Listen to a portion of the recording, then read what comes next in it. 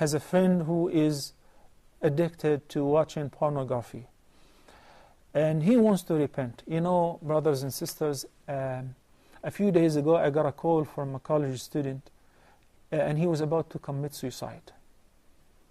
Why? He said because he's into watching pornography, and that led him to committing big sins, and he hated himself, he got bored, and he doesn't want to live anymore, even though he was in a very successful field studying medicine and so on. And so I had a talk with him, despite the fact I was extremely busy, and I said, so why you want to die? He said, I'm bored, I hate myself. I said, and do you think if you kill yourself right now, you will feel much better and you will be comfortable? If this is the case, wait for me, I'd like to join you. I want to feel comfortable too. So that brought to his attention that that would not make his case any better. Rather, it will be worse. Then we started putting some serious steps to be followed and taken in considerations in order to overcome this.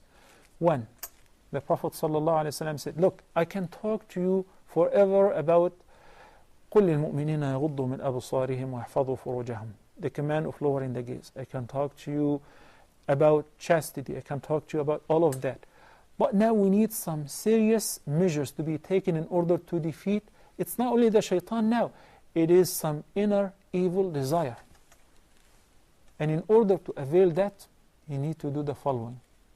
Do not stay alone in the place where you know that you're going to do this. I believe that you would not dare to do this before others, either your wife or your friends and so on. If friends, I asked him, he said he has a bad company. He said, take the SIM out of your phone, throw it in the toilet, flush it away, and nobody should be communicating with you of the old company. The hadith of the one who murdered 100 people, when he went to a scholar finally, he said the first step on the path of Tawbah is to leave this village. Why? Because its dwellers were evil. They were helping you to be a bad person. Cut off these guys and disconnect your relations to them. Do not know them. You started making fun of him, laughing about him, mocking him and all of that. I said, that's all fine.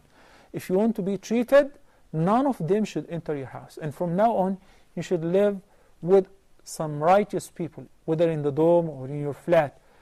The Prophet ﷺ said, no one should travel alone, nor sleep alone. If you are being by yourself, the Prophet ﷺ said, عليكم الجماعة فإن الذئب لا يأكل من الغنم إلا القاصية. The wolf devours from the sheep only the one which is astray and by itself. It does not attack the whole herd, but snatches only one at a time, most likely the one which is by itself. Do not be that astray sheep. So if you have open doors and if you're all surrounded by people until you recover, you need a rehab. You need a rehab. And it is perfectly okay to seek a psychological help from a psychiatrist or a psychologist. It's a condition where if the person does not have the concept of ihsan, he needs to be treated. And it is treatable. And that urge of feeling that you need to repent is very healthy.